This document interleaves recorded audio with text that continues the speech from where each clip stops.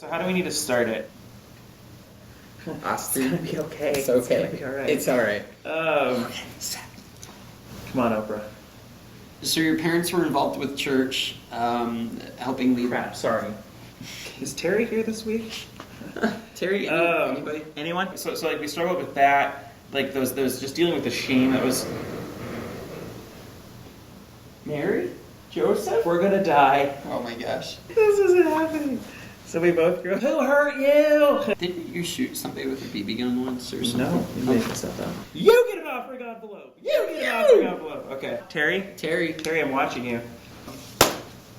Let's go get these lights on. He's 33. 2. In 2 weeks. 32. Hi, Converse. Yeah. I think you're okay. Just don't kick the plant or put your foot through it. Is the other thing recording? What did you get in trouble for the most in church? So me and this kid, we somehow snuck away from all the games in the day, and we stole a golf cart, and we drove a golf cart around the camp, but then we literally hit it on gas at full speed and jumped off and ran it into the woods. Yeah, that's how your parents know you're going to be a serial killer. Yeah, so have I ever told you this? No. Seriously? Okay, Should we be recording this? Are we? Yes. Okay, so we drove the golf cart off into the thing, and then the head of the camp, who's like the guy on stage every night, like he was crazy terrifying, he sat us down, and we're thinking we're going home, like we're going to get suspended for it, and we're thinking our parents are going to get called, and he sits us down and he says, guys, just want to let you know that we're going to be deducting 2,000 points from each of your teams. And then I think we were in a JBQ, which is junior Bible quiz, and we were in the room one day and we wanted to get out of it, so we started tangling the little buzzer cords up together, so that the teacher got all irritated, and the teacher abruptly stood up out of her chair, and her knees hit the bottom of the table that all the buzzers were on, and the entire thing of buzzers flew onto the floor, and we ran out of the place to go I don't know if we stole the golf cart right then, but we ran out to just go play around the campgrounds alone. My dad was teaching Sunday school to a class of junior high students. This was actually back when I was in high school, and me and my friend Amy, we took a bouncy dodgeball. He was in the 3rd story of the building, and we knew where the window was. It's like he's teaching a bunch of 6th graders who already aren't paying attention at all, and we started chucking the dodgeball at the side of the window, which really ticked him off and made him angry at me. So I was in the balcony one Sunday, because we had the old school balcony, and I was in the front of the balcony, and my friend made me start laughing so much one time that I had to stand up in the middle of service because the muscle underneath my jaw turned and locked up, completely, locked my mouth shut. So I reached into my mouth and pulled my jaw open and sprinted out of service. My parents yelled at me for that one because they saw it. From across the other balcony. Wait, because you were laughing? I was allowed to sit with my friends, and it was all cool, and they knew I was screwing around now, and so when I had to reach and pull my jaw open, we're sprinting out, they're that kid is never sitting alone again. I bit a girl in the neck, one of the youth students in the neck once. I think her name was Desiree. She was a senior high student, and I was a toddler running around and thought I was hilarious because you're that adorable, cute little kid from the youth pastor's kid, but I was the adorable youth little kid who bit people. So your dad was a youth pastor at the church that you went to. What was that like? Yeah, so that was back in the day. He was a youth pastor. They've been involved in ministry their whole life, in some capacity. But they were involved in ministry, so my dad was a youth pastor. That was really cool, but it was nice. But it was the same thing. You always felt like people were watching. It was a good thing, but I was always the center of attention as Jim Pierce's kid. We moved to a different church, and that time my dad stepped down from his position because he was working in a different role at that time and moved into business. But he decided that he was going to be in youth ministry with me. He wanted to be doing that with me and something to connect with me or something. Which was weird because he always became key leader wherever he does things. He always becomes the key leader and stuff, which is super annoying if you're the kid who really doesn't like being around people all the time, because people are always watching you and stuff like that. So that's kind of awkward. It was nice having your parents there because they always knew what was going on, but at the same time you always heard kind of the crap going on in the background, the drama with the leaders. Yeah, I got to know the leaders, which was really cool. Really, really well. I was always the kid everyone was jealous of because he got to hang out with our small group leader and stuff. So, like, what were some of your fears during that time? So fear of, I always had I had a lot of crap going on as a junior high student and youth student. So I never really wanted anyone to know anything because I feel like if anyone knew anything about what was going on, like our business was everybody's all the time. That got old. So it kind of made you hide a little bit more, made you be quiet some more about things and pretend like things are a little bit all right. I always get to hear the backstory of things. Everyone kind of talk, even youth leaders would talk to me like they knew I knew what was going on in the back end of things and kind of just the normal church drama. So, like, what was some of the church drama? I was just wondering if you're going to ask that. I would always hear like the gossip if a youth student got in trouble for something at an event or whatever. Like my dad always knew or had dealt with it or something like that. Yeah, it was interesting. So that was some of the drama. You'd always know like when there were leadership issues going on or frustrations with like the youth pastor and the lead pastor. You just can't keep that stuff quiet. I don't think. I don't know. I always knew it for some reason. I'm also a persistent personality who finds out on things, so that's probably why too. But yeah, you always knew. You always knew what was going on. Everything was going on. All my friends would watch me. They knew that my parents were super involved in situations, either if they were like actually pastors at the time or if they were just leaders. Which also got kind of old because it felt like everyone was watching you all the time. But then it also made me like really involved because I loved working with my parents and I was jumping right into ministry and being really involved myself, volunteering, doing stuff.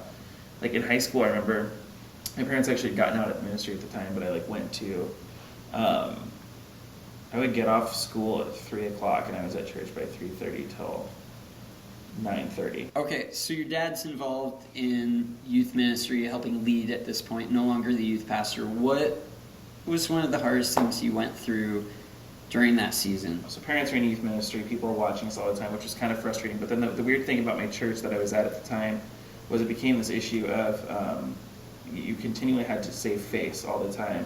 You never wanted to be normal, or you never wanted to be like a real person. You never wanted to have issues. You never wanted to have struggles or anything. I had a youth pastor who was super convicting about like all kinds of things, but in a way that made you shameful of those situations and not good.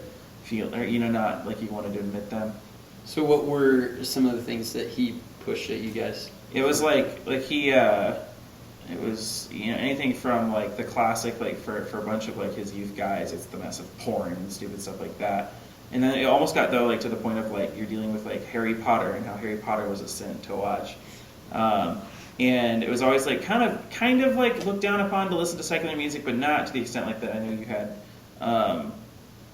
And I kind of always rejected like that mentality. I always like pushed the limits with people, I feel like, and pushed it with situations and stuff. So I was always that kid who was a little bit like bratty, but I was like never ballsy enough to do anything about it. I just said ballsy. Mom's gonna be pissed about that one. Then I said piss. But going downhill. This is just terrible. So we struggle with the issues and surrounding like the shame being put in things, which was kind of frustrating and stupid. Because truly we shouldn't be shaming people for those things, which you and I hopefully lead differently on that one. But like there was that happening, and that was a church-wide thing. We had years later someone come out in the church, and they were literally ostracized and pushed away from the church completely. Just not like what we would want modern church to be, what you and I would want church to be and stuff. But what we struggle with that, which got really frustrating, but it started to ache to the point of that was being pressed down so heavily from the top that no one could have issues, even the leaders couldn't have issues. And so then in a matter of, I think it was seriously like 4 years, we had 4 different pastors fall to different sexual issues and like issues of sexual sin in the church. Most closely to me is like my youth pastor molested one of my good friends, and it had kind of been a history of sexual abuse. And that took a church ultimately of 3,000 at the time down to 900, a youth ministry of about 300 students down to 30 in a matter of 6 months. So just all the stress of things happening. It's like in that process, like I'm still keeping this mentality of nothing can be wrong, I can't have issues, I can't talk to people about things. Yet then here this pastor falls and things are just horrendous and the whole church falls apart and blows away. Just reinforcing this idea that you can't have problems in church, you can't have problems in ministry, both as a regular person in ministry, but also as a leader in ministry. which was stupid because you and I both know that that's not true. It really made me jaded. It made me frustrated. I decided not to trust people for years. I decided to develop a cynical attitude towards ministry and how wrong ministry was. In that process, just like I still was involved with ministry, but I like hated it ultimately.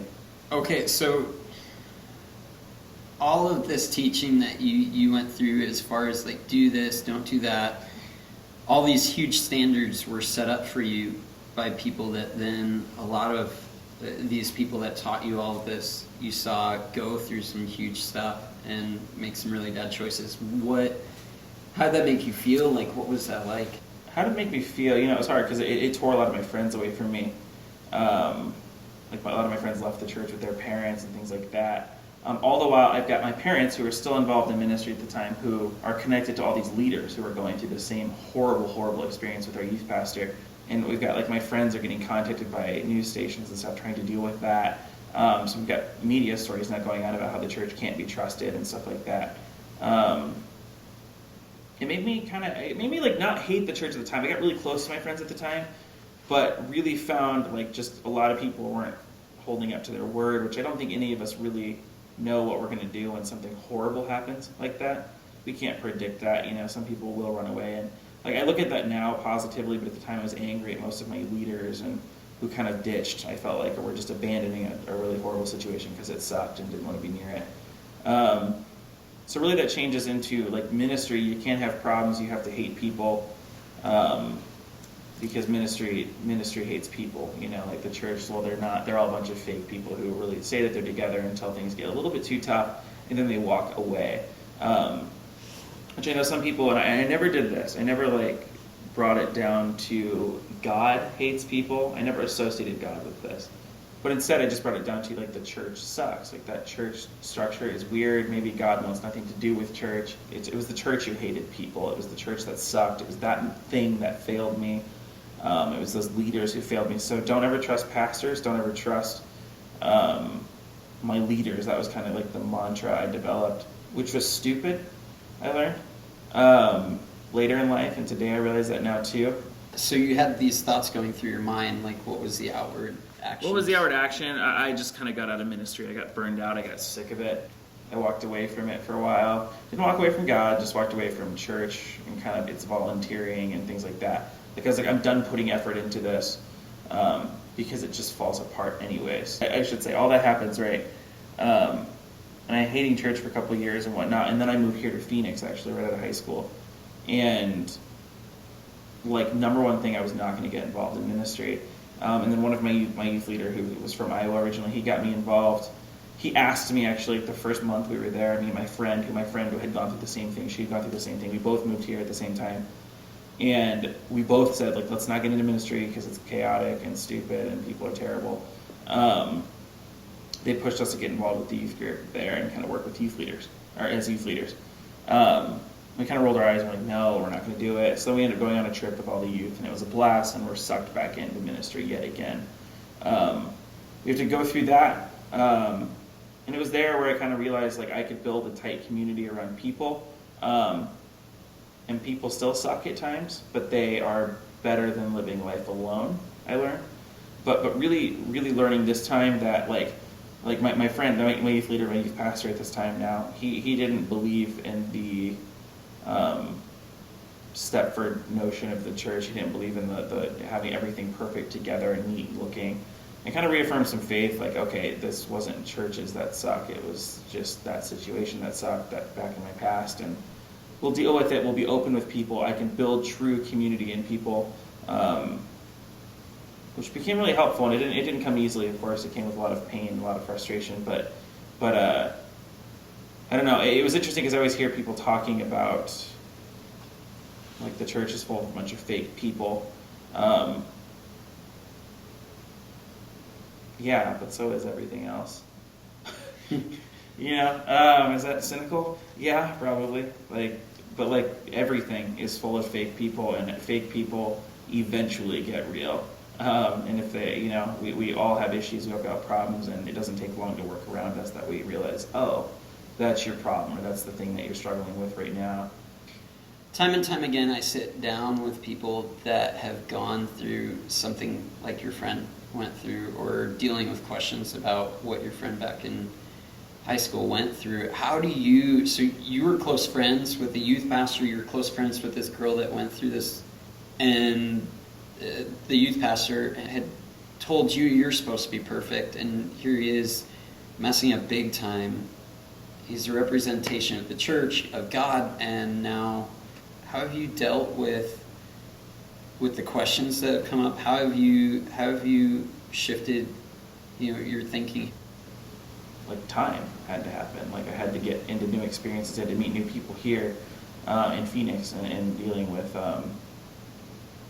like restarting community, rewriting community in a sense. Is this new community perfect then, or? No, it's a hot mess. So is this church, but it's good. It's like a really good hot mess that's grittingly, painfully great. And that's, I don't know, that's like, if we're driving some point home, like this is what we're going at, isn't it? It's like we're talking through Sunday school summer, we're talking through all these issues, or these like cool, cute Bible stories, and we got like creepy people. But like if the point for this is to drive home, I don't know, Sunday school doesn't suck, maybe. I always come to hate it because it was cool. Like church doesn't suck. Church was cool. There's all these things that we're poking fun at, like the cute Sunday school stories and the creepy cutouts and stuff. But like, does church really have a purpose for people? Yeah, it does. We saw the guy speak recently, and who attacked church and said that the institution was a failure and was a poor substitute for what the Acts church believed and all these things. And yet, like, when I got here to Phoenix, and frankly what we found in this church too, is like that, that's the only way I ever want to deal with God, is in these communities and in these circles of people. And we may not do all the structures of a normal church in terms of having Sunday school, for that matter, or having a breakfast bar for church.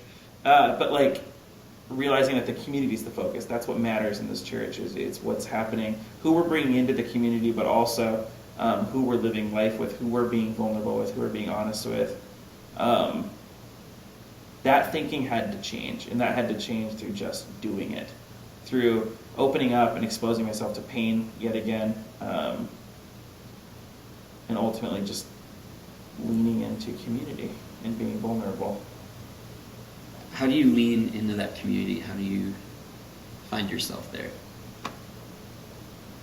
How do you? I'm serious. I think, having honest conversations about what's been hard, about what sucks right now in my own life, but also being willing to listen and let somebody, whether it's encourage me or remind me of what God's Word says. Yeah, I think you do it. I think that's how you lean into vulnerability. I think you be vulnerable with people. You force yourself, that thing you desperately don't want to tell people, you tell them. Safe people, of course. I think you and I are talking about being known. It's just very interesting because when someone knows everything about you, nothing surprises them about how you act or how you react to things. And if I'm living in a community that's surrounded by people who know me full well and everything about me, no moves I'm going to make are really going to shock them. Like, that's safe. That's almost more safe to be wholly known. But also in the same sense, you will be who you are for the most part, because they all know who you are. So when you start acting against that, people can yell at you and smack you back into line. And it starts out with like a frustration at first coming from that person, but then like within moments it turns to, dang it, you're right. You know who I am, and you're telling me that I'm acting out of alignment with that or whatever. You're one of my best friends, like talking with you, and you know everything about me. So it doesn't shock me or scare me to bring something new to the table and be like, dude, this is horrible, or check this out, this is amazing. Both kind of get no reaction and like, cool, yeah, that's who you are, that's great. Either how do we deal with it, or good for you, that's great, I'm excited to see what happens. So I think that's how you lean into vulnerability. I think despite a bunch of crap happening that made me think that the church was terrible, that the church was a rough structure, church is so much bigger than that. Like, church is much more about those people, not about the structures and what happened. But the structure is what we need to create those communities and stuff. I like that. So when you face stuff like what you faced as a high schooler with your youth pastor and that friend of yours, like, that's hard. And yet again and again we hear that happening in the world. We hear about that stuff happening in the church, and it's, how do you move forward? I think you've kind of had to work through it through time, but you've also had to find some health in saying, okay, that really sucks. And at the same time, I know that God is doing things within his church. And just because somebody, part of the church, has messed things up doesn't mean that God's not moving in his church.